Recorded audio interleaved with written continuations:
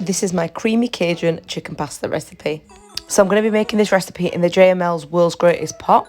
And I love this cooking pot because it's like an all-in-one.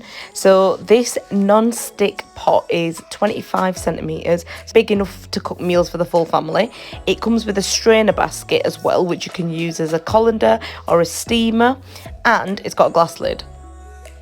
So to start this recipe, I'm going to fill the pot up with water, which I'm going to bring to the boil. This is what I'm going to cook my pasta in. Before I do that, I'm just going to season it with about a teaspoon of salt. When you're at the brink of losing your patience, waiting for the water to boil, add your pasta and cook it, but as per the timings on the back of the packet. Now your pasta's cooked all the way through, time for the fun part. Now I'm not going to lie, I was really sceptical that I wouldn't be able to drain the water without burning my hands, or the colander falling out and me having to redo it all, but this was so easy, honestly. It swivels, so you can literally turn the pot upside down and the colander will not fall out.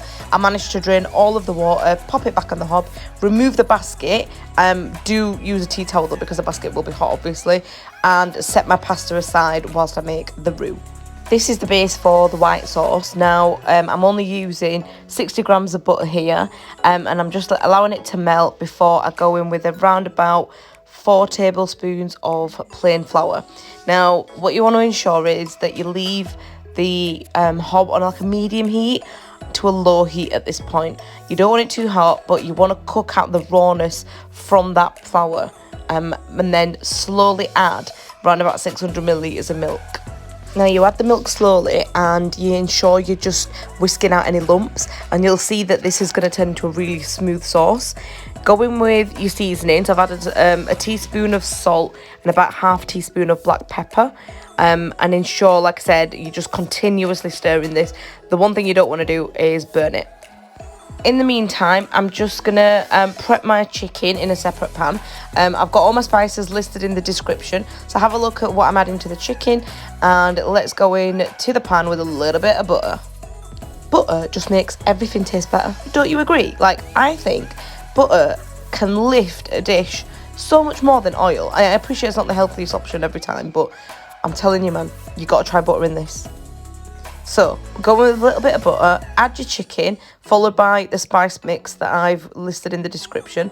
This is going to blow your mind. It is so delicious, and it honestly takes this dish to another level. Now, when your chicken's sort of like a quarter of the way cooked, add half a finely chopped onion to this.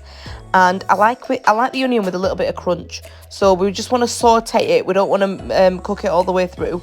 Now, your chicken needs to be around about 80% cooked. Look at the spices there. Honestly, it looks fantastic. I can just smell it.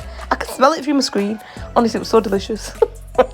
Anyways, when it's 80% cooked, we want to go back to your sauce and you want to add the chicken to the sauce. Now, tip for you here. Do not leave the sauce on the heat.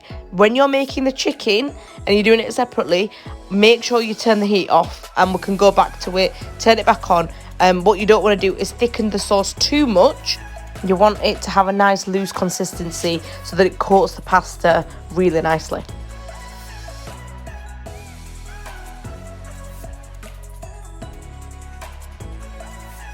So you kind of got to eyeball this, but when it's around about 80% cooked, it's ready to go into your white sauce. Just pour it in and make sure you scrape the bottom of that pan. Don't lose any of that flavour. Give it a good stir, and then we're going in with the pasta that we cooked earlier that we set aside.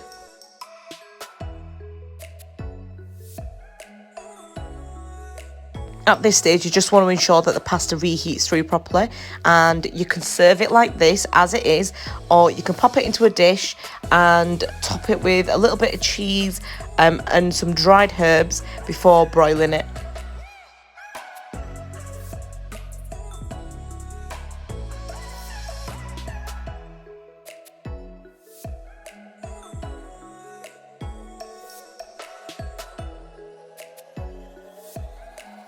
I stuck mine under the grill at about 200 degrees fan for about 60 seconds until the cheese had melted and it was nice and brown on top.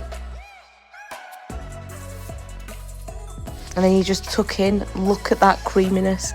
Honestly, the flavours in this pasta are phenomenal. I keep saying it, but it's just so delicious. You have to try this one. And if you like the world's greatest pot from JML that I shared earlier, they're offering all my subscribers a discount exclusively for my YouTube audience. Check out the description for more details.